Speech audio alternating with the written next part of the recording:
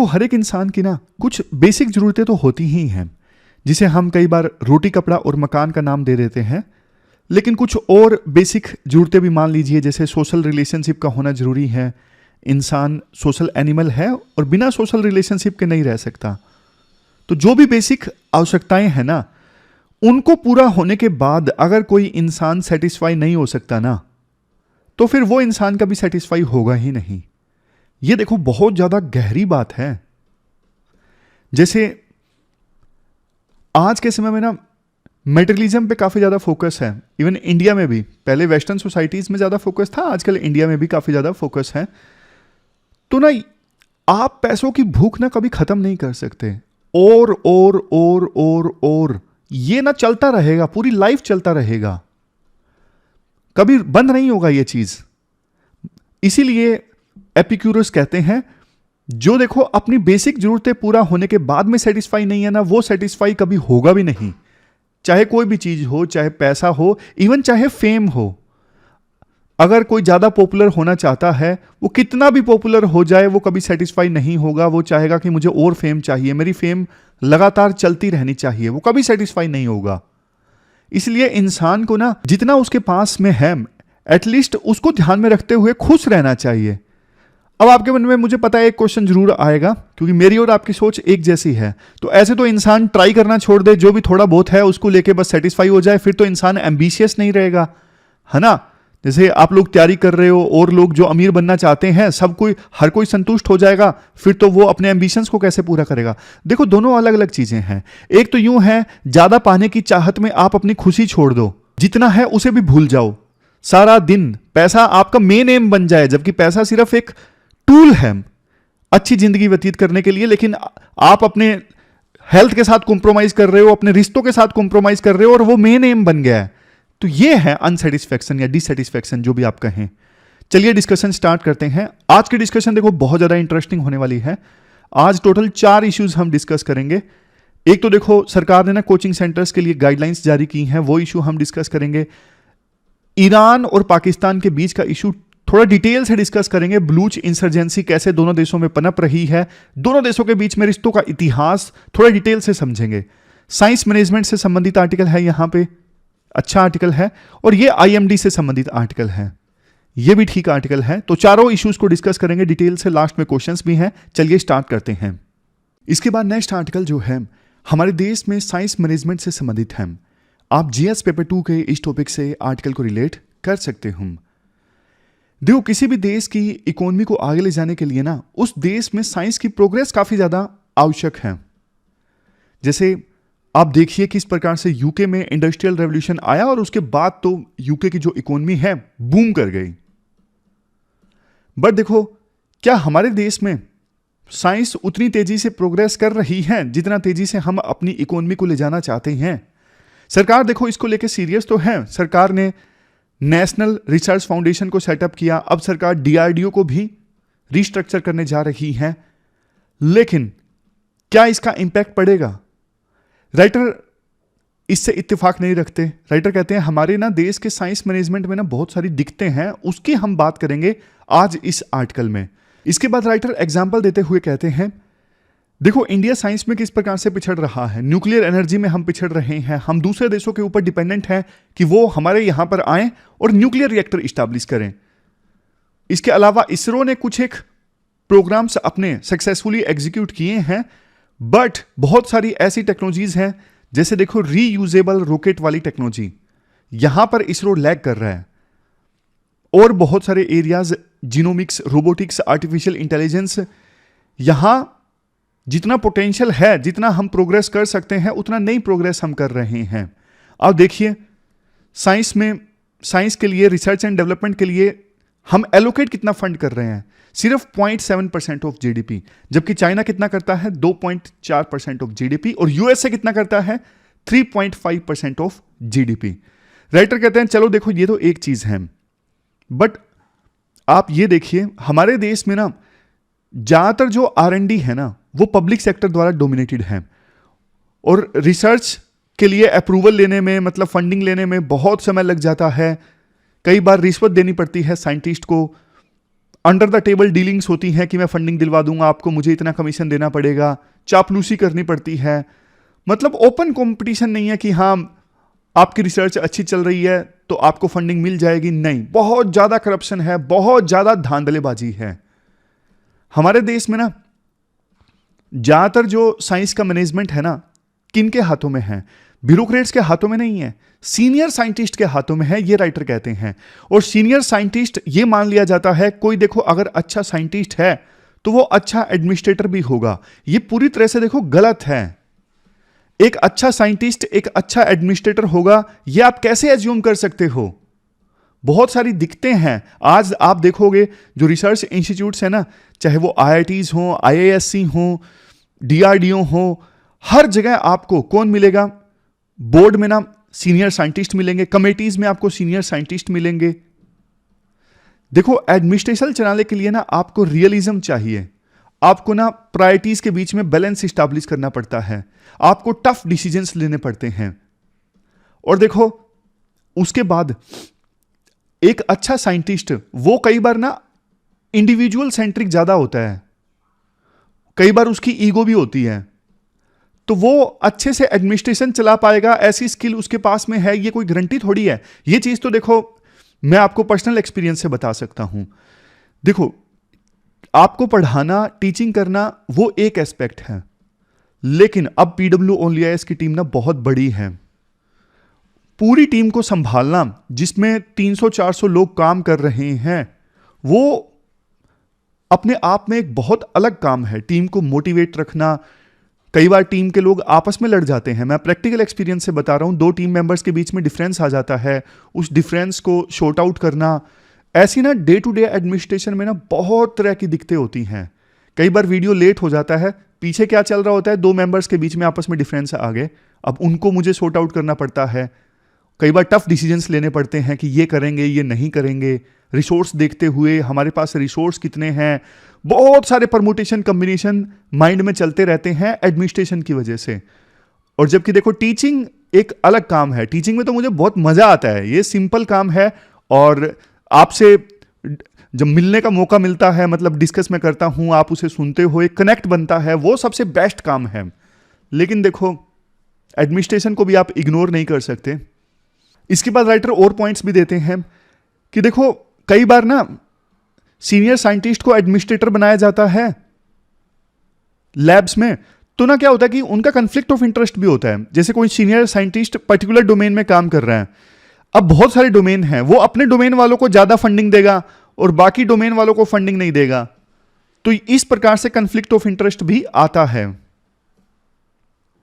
एक दिक्कत हमारे देश में पता है क्या है? किसी प्रोजेक्ट को फंडिंग मिल गई, अगर देखो वो प्रोजेक्ट थोड़ा सा भी फेलियर झेल लेता है ना, तो फिर उसकी फंडिंग रोक दी जाती है। जबकि देखो आप US में देखोगे, दूसरे यूरोपियन कंट्रीज में देखोगे, लगातार सपोर्ट मिलता है साइंटिस्ट को, क्योंकि देखो काम करेंगे। आप थॉमस एडिसन को देख लीजिए, 2000 बार फेल हुए, अगर उनको फंडिंग नहीं मिलती तो फिर तो वो रिसर्च कर ही नहीं पाते। तो साइंटिस्ट देखो काम करेंगे तो फेल तो होंगे, जाहिर तौर पे फेलियर तो अच्छी रिसर्च की जर्नी का एक पार्ट है, लेकिन कंटिन्यूअस अगर फंडिंग नहीं मिलेगी, प्रोजेक्ट बीच में रोक दिया, तो फिर जितनी रिसर्च हुई वो भी सारी की सारी वेस्ट हो गई। कई बार ऐसा होता है कि जैसे किसी रिसर्च इंस्टीट्यूट में ना, फॉर एग्जांपल IISc में, अब इतनी फंडिंग आई है, या तो देखो आप उसे कई सारे प्रोजेक्ट्स में डिवाइड कर दो ताकि बहुत सारे प्रोजेक्ट्स पे रिसर्च एक साथ चल सके, या फिर कोई 1-2 प्रोजेक्ट हैं जो देखो सीनियर साइंटिस्ट के लिए इंपॉर्टेंट है, या फिर उसको लगता है वो इंपॉर्टेंट है, सारे के सारे पैसे आप उसी पे एलोकेट कर दो। लिटरली राइटर कहते हैं ऐसा कई बार होता है, 1-2 प्रोजेक्ट पे सारी की सारी जो फंडिंग है वो इन्वेस्ट कर दी जाती है, और बहुत सारे दूसरे जो प्रोजेक्ट हैं उनको कभी फंडिंग मिल ही नहीं पाती। लास्ट में राइटर ना कुछ अच्छे सजेशंस देते हैं, सजेशन बढ़िया है। सबसे पहली चीज देखो, USA में ना एक सिस्टम है, USA में एडमिनिस्ट्रेशन और रिसर्च के बीच में ना क्लियर बाउंड्री लाइन है। वो साइंटिस्ट जो एडमिनिस्ट्रेशन में आना चाहते हैं ना, फिर उनको रिसर्च का काम नहीं करने दिया जाता। तो हमारे देश में भी हम ऐसा ही कर सकते हैं, अर्ली एज में ही हम उन साइंटिस्ट की पहचान कर लें जो एडमिनिस्ट्रेशन में आने के इच्छुक हैं, फिर उनको ना एडमिनिस्ट्रेशन के लिए बढ़िया ढंग से ट्रेन करें, उनको जबरदस्त ट्रेनिंग दें साइंस मैनेजमेंट के लिए, और फिर उनसे रिसर्च ना करवाएं। समझ गए? ऐसा नहीं हो सकता कि कोई साइंटिस्ट साथ के साथ टीचिंग भी करे, रिसर्च भी करे और एडमिनिस्ट्रेशन भी करे। ये देखो पॉसिबल नहीं है। अगर हम ऐसा करवाएंगे साइंटिस्ट से तो ये एक डिजास्टर साबित होगा। फिर राइटर एक चीज ये सजेस्ट करते हैं, आप ना ट्रेंड साइंटिस्ट के ना, मतलब वो साइंटिस्ट जो अब एडमिनिस्ट्रेटर बनने के इच्छुक हैं, ऐसे लोगों का ना एक सेंट्रलाइज्ड पूल बना के रखिए। सेंट्रलाइज्ड पूल बना के रखिए, जब जरूरत पड़े उस सेंट्रलाइज्ड पूल से अच्छे एडमिनिस्ट्रेटर्स को निकालिए और अपॉइंट कीजिए।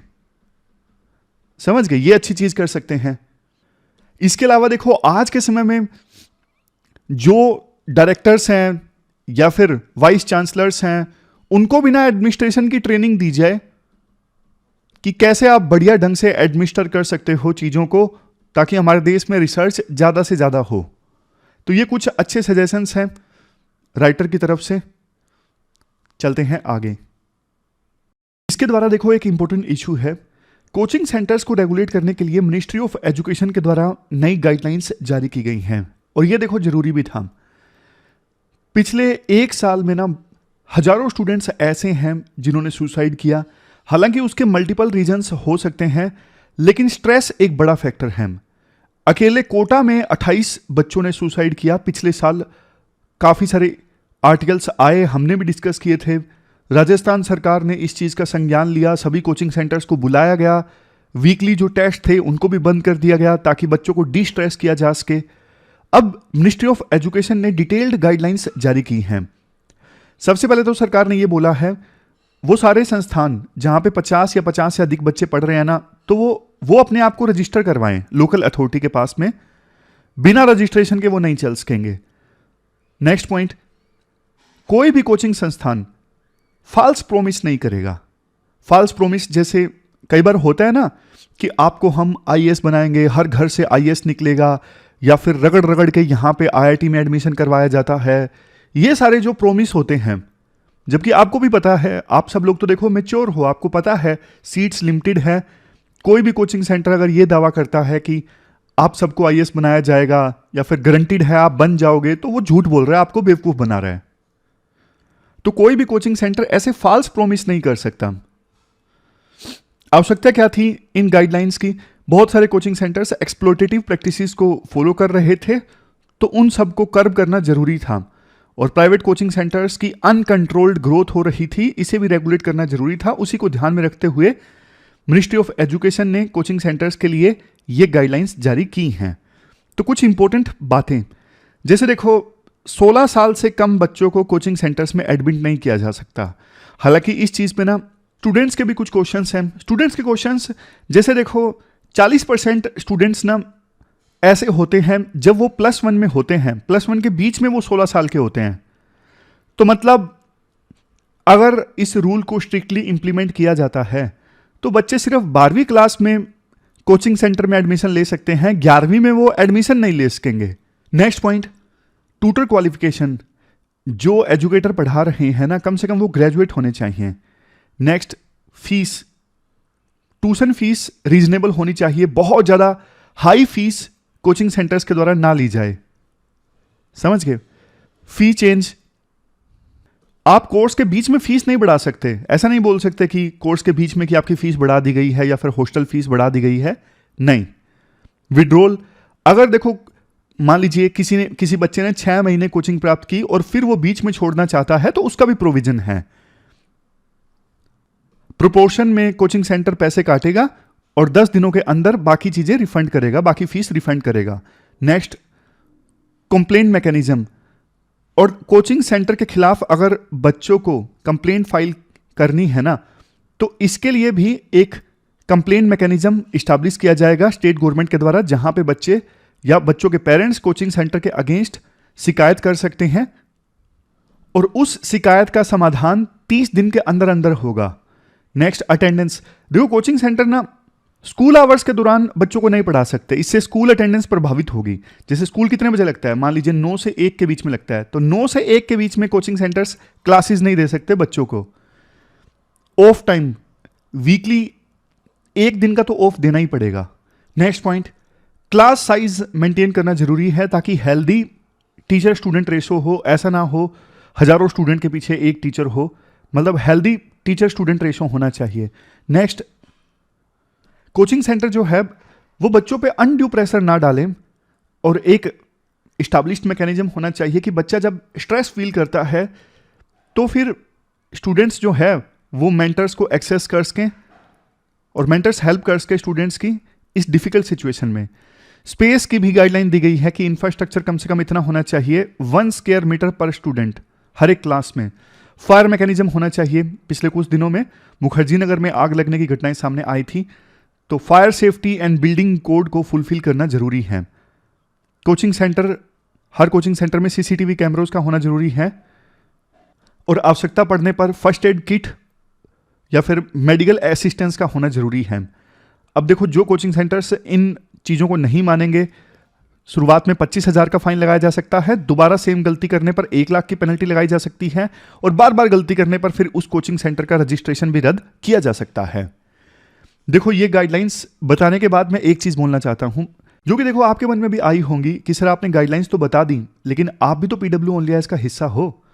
देखो, बिल्कुल ठीक बात है ये, और मैं बिल्कुल ट्रांसपेरेंसी और ऑनेस्टी के साथ आपको ये बता दूं, ऐसा नहीं है कि सारी गाइडलाइंस पे पीडब्ल्यू ओनली आईएएस खरा उतरता है। जैसे एक गाइडलाइन तो मुझे ही पता है, वीकली ऑफ है ही नहीं अभी, मतलब वीकली टेस्ट होता है और करंट अफेयर की क्लास भी होती है, तो इस गाइडलाइन पे फुल खरा नहीं उतरता है पीडब्ल्यू ओनली आईएएस। बाकी स्पेस का मुझे पता नहीं, क्लास हालांकि काफ़ी खुली है, आपने भी वीडियो देखा होगा, मुझे नहीं पता लेकिन कितना है एक स्टूडेंट के लिए 1 स्क्वायर मीटर है या नहीं है। गाइडलाइंस देखो स्टूडेंट हित में है और सभी कोचिंग सेंटर्स को इनको फॉलो करना चाहिए, इंक्लूडिंग पीडब्ल्यू ओनली आईएएस। मैं तो देखो पूरी तरह से ट्रांसपेरेंसी एंड ऑनेस्टी में विश्वास रखता हूं और अपनी तरफ से देखो कोशिश भी करता हूं। जैसे अभी बीपीएससी का रिजल्ट आया था, बीपीएससी वाला की वीडियो है, वहां पे आप देख लीजिए, मैंने साफ तौर पे बोला कि सारे जो सिलेक्शंस हैं, 41 सिलेक्शंस जो हैं वो फाउंडेशन कोर्स के नहीं हैं और अलग अलग इनिशिएटिव्स के हैं, मॉक इंटरव्यूज के हैं, कुछ जैसे रैंक सेकंड वो एडिटोरियल देखा करते थे, फ्री इनिशिएटिव्स के भी हैं। तो पूरी तरह से ट्रांसपेरेंट होना जरूरी है, डिटेल्स होना जरूरी है, सिलेक्शंस की भी कौन कहां से सिलेक्ट हुआ, मैंने तो क्लियरली बोला है साफ तौर पे। और एक चीज स्टेट गवर्नमेंट्स को जिम्मेदारी दी गई है कि इन गाइडलाइंस को आप फुलफिल करवाइए। मतलब सबसे बड़ी बात यह है ना कि देखने वाला कौन है, अगर गाइडलाइंस को फॉलो नहीं किया जाता है तो कौन देखेगा। स्टेट गवर्नमेंट्स को जिम्मेदारी दी गई है कि आप ये देखिए कि कोचिंग सेंटर्स ये सारी गाइडलाइन को फुलफिल कर रहे हैं कि नहीं कर रहे हैं। अगर नहीं कर रहे हैं तो उनके खिलाफ ये जो प्रोविजन है 25,000, 1 लाख, ये सब आप फाइन लगाइए। तो ये पूरा आर्टिकल हमने डिस्कस किया, चलते हैं आगे। इसके बाद देखो एक इंटरेस्टिंग आर्टिकल है, इंपॉर्टेंट भी है, ईरान, पाकिस्तान और बलूच मिलिटेंसी। जैसे ही देखो ईरान ने पाकिस्तान के ऊपर स्ट्राइक किया, बदले में पाकिस्तान ने ईरान के ऊपर स्ट्राइक किया, ऐसी बहुत सारी वीडियोस आना स्टार्ट हो गई, युद्ध स्टार्ट होगा, आर्टिकल्स आने पब्लिश हो गए। लेकिन आप सब लोग देखो मैच्योर हो और उसी मैच्योरिटी के हिसाब से और रैशनैलिटी के हिसाब से इस पूरे इशू को एनालाइज करते हैं। मसाले वाली अलग चीजें हैं, इंटेलिजेंट एनालिसिस करते हैं। देखो बलूच जो एक एथनिक ग्रुप है वो यहां पे रहते हैं इस रीजन में, 9 मिलियन यानी 90 लाख बलूच रहते हैं ईरान पाकिस्तान में, और 5 लाख अफगानिस्तान में भी रहते हैं, जैसा कि आप ऊपर देख सकते हो। अब क्या है कि बलूच जो है वो अपने लिए एक अलग देश बनाना चाहते हैं इस पूरे एरिया में। इसके लिए ना पाकिस्तान में भी इंसर्जेंसी चल रही है, ईरान में भी इंसर्जेंसी चल रही है। बात करें पाकिस्तान ईरान रिलेशंस की, फिर दोबारा से आएंगे बलूच इंसर्जेंसी पे। देखो पाकिस्तान और ईरान के रिश्ते ना कोल्ड वॉर के दौरान काफी अच्छे थे, क्योंकि दोनों देश ना यूएसए की साइड थे। तो 1955 में ना एक बगदाद पैक्ट साइन हुआ था, जिसे बाद में नाम दिया गया सेंटो यानी सेंट्रल ट्रीटी ऑर्गेनाइजेशन। इसमें ईरान भी था, पाकिस्तान भी था, समझ गए। जैसे नाटो ऑर्गेनाइजेशन बनी थी ना कलेक्टिव डिफेंस के लिए, उसी प्रकार से ये ऑर्गेनाइजेशन थी जिसमें यूएस की तरफ इंक्लाइन थी ये ऑर्गेनाइजेशन, और यूएस के कहने पे ही बनी थी। इंक्लाइन तो क्या थी, तो यूएस की चमची थी ये ऑर्गेनाइजेशन। इसमें पाकिस्तान ईरान दोनों थे, सब कुछ ठीक चलता रहा। इवन 65 और 71 की लड़ाई में ईरान ने पाकिस्तान की मदद की इंडिया के अगेंस्ट, और बांग्लादेश अलग हो गया था पाकिस्तान से। तो उस समय ना ईरान में एक डायनेस्टी का रूल था, शाह डायनेस्टी। उन्होंने एक बात बोली थी, हम फर्दर पाकिस्तान का डिसइंटीग्रेशन नहीं बर्दाश्त कर सकते, नहीं टॉलरेट कर सकते। इतनी दोस्ती थी इनके बीच में। लेकिन 1979 में ना, 1979 में इस्लामिक रेवोल्यूशन आ गया ईरान में, और सत्ता किसके हाथ में आई? अयतोला खोमेनी, इनके हाथ में सत्ता आ गई। ये तो अल्ट्रा कंजर्वेटिव थे, मतलब सिया रेजीम सत्ता में आ गया ईरान में, जो कि यूएस के अगेंस्ट था। और आपको पता है पाकिस्तान यूएस की साइड। और पाकिस्तान में ना उसके बाद इस्लामाइजेशन का एक दौर आया। उस समय मिलिट्री डिक्टेटर थे जनरल जिया उल हक। इन्होंने ना देश की जनता को ना रेडिकलाइज करना स्टार्ट कर दिया। इनको लगा ये एक हथियार है, रिलीजियसली ज्यादा रेडिकल होगी जनता तो हमारा साथ देगी, इस चीज का फायदा उठाया जा सकता है। तो पाकिस्तान सुन्नी स्टेट बन गया, रिलीजियस लाइंस पर ज्यादा रेडिकलाइज हो गया। और 1979 में ईरान में खोमेनी का रूल आ गया, यानी सिया रूल आ गया, तो ईरान की जनता भी थोड़ा थोड़ा ज्यादा रेडिकलाइज हो गई, लेकिन वो एक सिया देश बन गया। तो मतलब सेक्टेरियन डिवाइड हो गया ईरान और पाकिस्तान के बीच में। ईरान सिया कंट्री और पाकिस्तान सुन्नी कंट्री। और बाद में देखो पाकिस्तान ने फिर से यूएसए का साथ दिया 9/11 के वार के बाद। तब खाई जो है ईरान और पाकिस्तान के बीच में रिश्तों की और ज्यादा बढ़ गई। इवन देखो जब यूएसएसआर की एंट्री हुई थी ना अफगानिस्तान में, तो वहां पे पाकिस्तान ने तालिबान का साथ दिया, क्योंकि तालिबान क्या है, एक सुन्नी मूवमेंट है पाश्तून्स की। जबकि दूसरे जो एथनिक ग्रुप्स हैं ना, जैसे हजारा, वो सिया हैं, उनका साथ किसने दिया? ईरान ने दिया। तो अफगानिस्तान में भी ईरान और पाकिस्तान आमने सामने। बाद में भी नॉर्दर्न अलायंस बना तालिबान के अगेंस्ट, उसको समर्थन किसने दिया? ईरान ने दिया, इंडिया ने दिया। लेकिन तालिबान को सपोर्ट किसने किया? पाकिस्तान ने किया। पॉइंट समझ गए? अफगानिस्तान में भी ईरान और पाकिस्तान आमने सामने। तो इस प्रकार से रिश्ते काफी खराब हो गए ईरान और पाकिस्तान के बीच में, जो कि पहले कोल्ड वार के दौरान अच्छे थे। लेकिन देखो धीरे धीरे ना पाकिस्तान के रूलर्स ने रिश्तों को सुधारने की कोशिश की। रिश्तों को ऐसे सुधारने की कोशिश की कि 1995 में बेनजीर भुट्टो ईरान में गई थी, तो उन्होंने बोला ईरान हमारा एक दोस्त है, पड़ोसी है, ब्रदर है इस्लाम में। लेकिन मुशर्रफ आए तो उन्होंने यूएस का साथ दिया 9/11 वार में, तो रिश्ते फिर से खराब हो गए। फिर जरदारी आए, जरदारी ने फिर से ईरान का साथ दिया। अब देखो एक एंगल यहां पे ना और भी है। कौन सा है?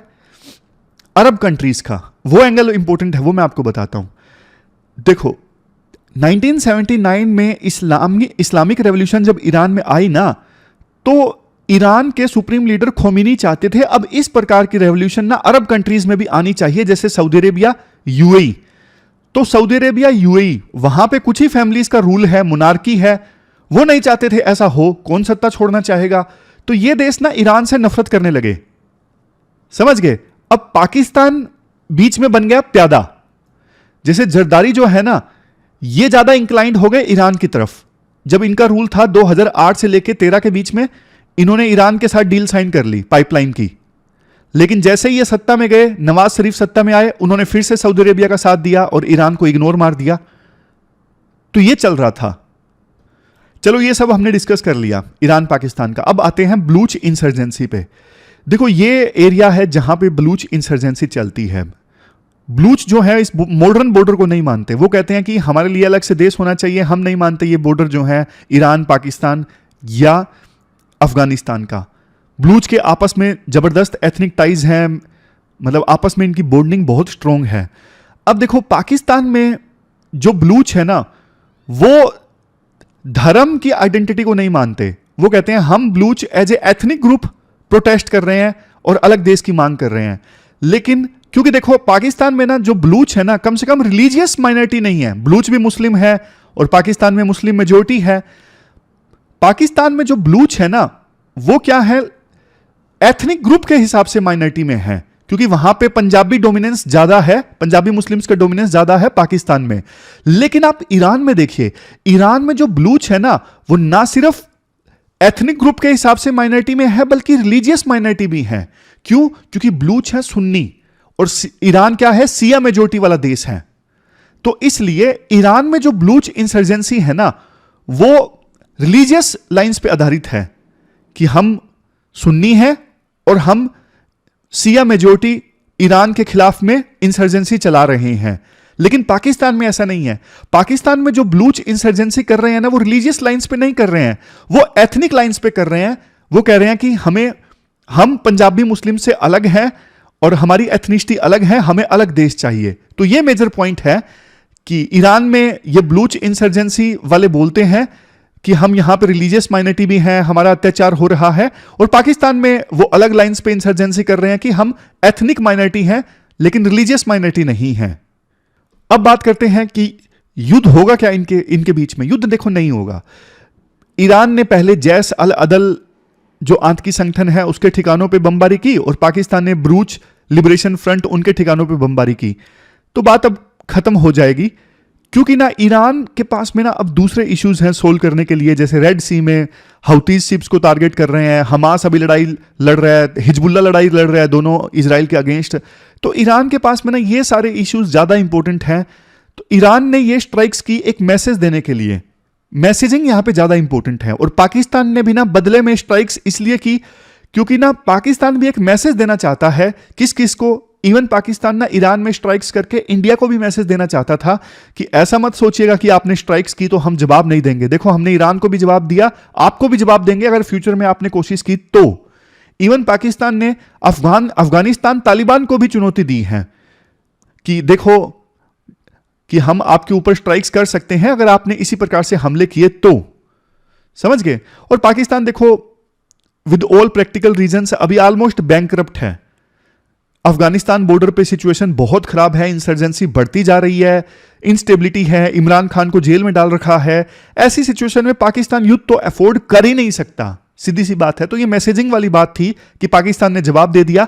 उसके बाद आप पाकिस्तान की स्टेटमेंट देखिए। पाकिस्तान इतना प्यार से बोल रहा है कि ईरान वाले हमारे दोस्त हैं, जो भी इश्यूज हैं हम रिस्पेक्ट करते हैं, जो भी इश्यूज हैं हम बैठ के सुलझा लेंगे। स्ट्राइक्स करके कोई इतनी मीठी मीठी भाषा थोड़ी ना बोलता है। उसका मतलब ही ये है कि पाकिस्तान ईरान के साथ युद्ध नहीं चाहता है। समझ गए। इंडिया का क्या स्टैंड है? देखो, इंडिया का स्टैंड ये है, वैसे तो इंडिया ने ये बोला है कि दोनों का आपस का मैटर है, आप सुलझा लेंगे, लेकिन ईरान के साथ हमारे रिश्ते अच्छे हैं। छबार पोर्ट हमने बनाया है जो ग्वादार पोर्ट का कॉम्पिटिटर है, और हम काफी मामलों में कोऑपरेट कर रहे हैं, हमने आर्टिकल भी डिस्कस किया। लेकिन स्पेशली एक चीज देखो, इंडिया ने बालाकोट एयर स्ट्राइक्स की ना, इंडिया का मेन पॉइंट ये था कि पाकिस्तान टेररिज्म स्प्रेड कर रहा है और ये टेररिज्म के अगेंस्ट स्ट्राइक्स हैं, और वही चीज ईरान ने की है। तो जाहिर तौर पे इंडिया का जो स्टैंड है वो ईरान के साथ ज्यादा है, क्योंकि ईरान भी टेररिज्म से जूझ रहा है, इंडिया भी टेररिज्म से जूझ रहा था पाकिस्तान की तरफ से। तो इंडिया का स्टैंड ईरान की तरफ है, क्योंकि इंडिया ने ये बोला है कि आतंकवाद के खिलाफ नो टॉलरेंस की पॉलिसी इंडिया रखता है, और वो देश जो अपने आप को डिफेंड करने की कोशिश कर रहे हैं टेररिज्म के अगेंस्ट, इंडिया उनका सपोर्ट करता है।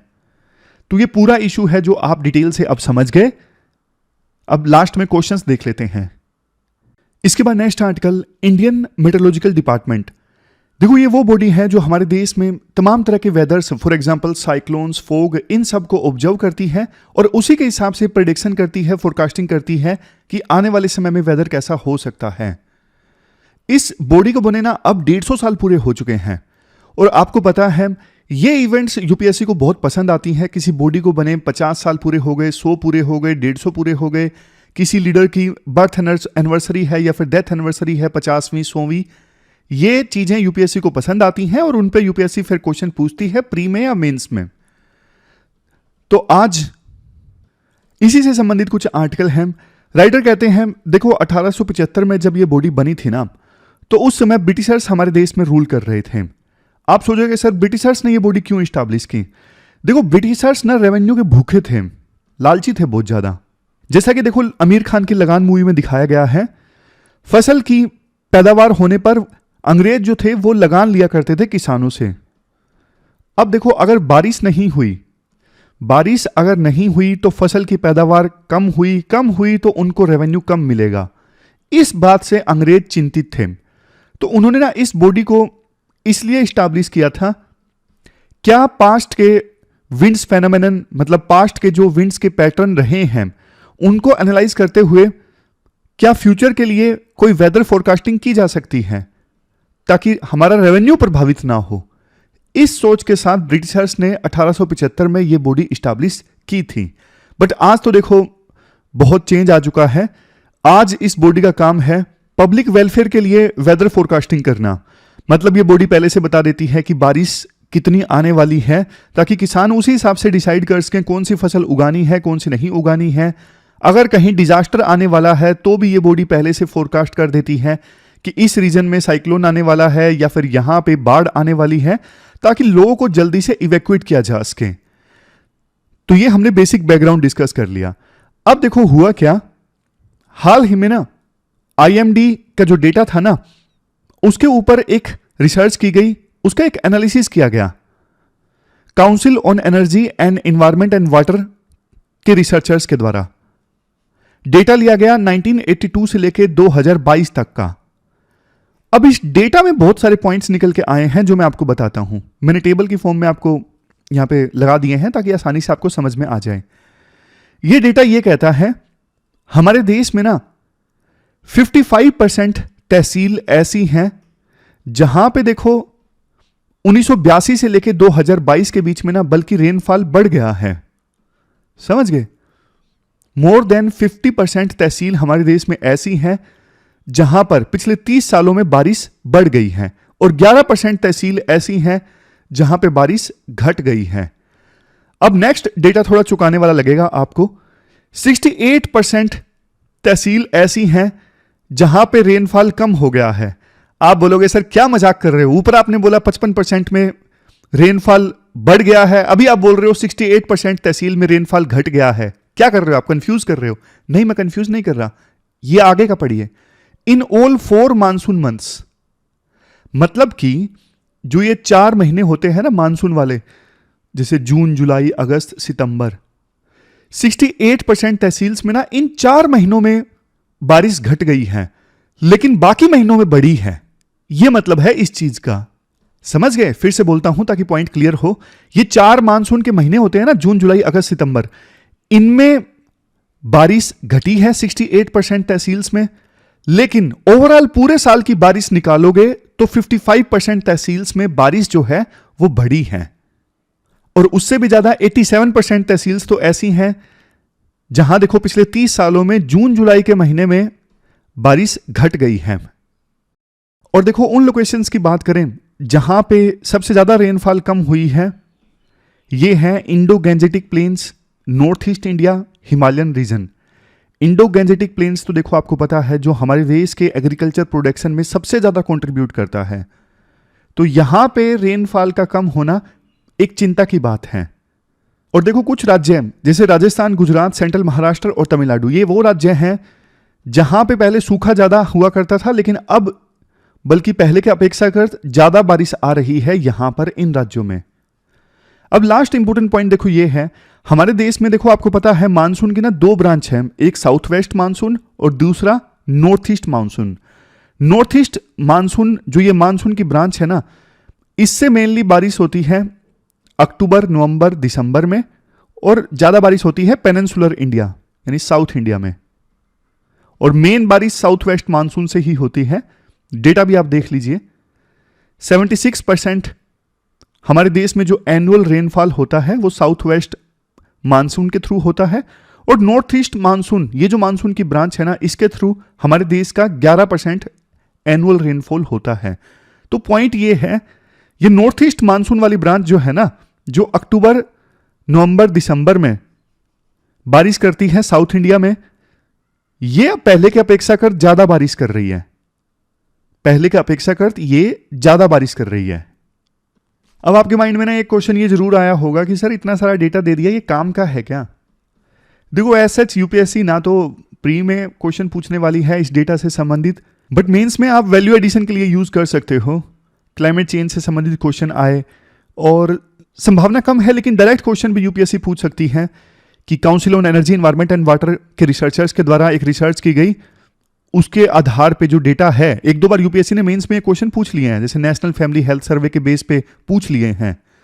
तो ये जो डेटा है, नेशनल फैमिली हेल्थ सर्वे जितना इंपॉर्टेंट तो नहीं है, लेकिन जिस प्रकार से यूपीएससी क्वेश्चन पूछ रही है, आपने आर्टिकल समझ लिया, सफिशिएंट है, आपको पता है कहां पे क्या हुआ है, सारा डेटा टेबल की फॉर्म पे आपने समझ लिया। अब देखो कुछ और बातें हैं। प्रॉब्लम स्टेटमेंट ये है, पहला पॉइंट देखो बारिश जो है ना बहुत ज्यादा इरेगुलर हो गई है। मतलब आपने देखा कि वैसे लगातार 4-5 महीने 6 महीने तक बारिश नहीं आएगी, ड्राई सीजन रहेगा, लेकिन बाद में एकदम से जबरदस्त बारिश आ जाएगी, 2 दिनों के अंदर अंदर इतनी बारिश हो जाएगी। तो इसका कंसिक्वेंस क्या निकलेगा? इसका कंसिक्वेंस ये निकलेगा, फ्लड्स, ड्रोट्स, इनकी फ्रीक्वेंसी बढ़ जाएगी, फसल की पैदावार कम होगी। हर एक डायमेंशन जुड़ी हुई है। फसल की पैदावार कम होगी, एग्रीकल्चर बहुत ज्यादा अनप्रेडिक्टेबल हो जाएगा, तो और ज्यादा माइग्रेशन होगा गांव से शहरों की तरफ। समझ रहे हो ना? रूरल एरियाज में और ज्यादा लोग अनएम्प्लॉयड हो जाएंगे। लास्ट में राइटर ये कहते हैं, देखो अंग्रेज जो करते थे, लेकिन ना सरकार को जितना ज्यादा हो सके तहसील लेवल पे और सब तहसील लेवल पे जो फोरकास्टिंग है ना वो डिक्लेयर करनी चाहिए कि हरियाणा की इस तहसील में या फिर सब तहसील में इस बार इतनी बारिश रह सकती है, और जितना ज्यादा हो सके एक्यूरेसी पे ध्यान देना चाहिए ताकि फार्मर्स जो हैं उसी हिसाब से प्लानिंग कर सकें।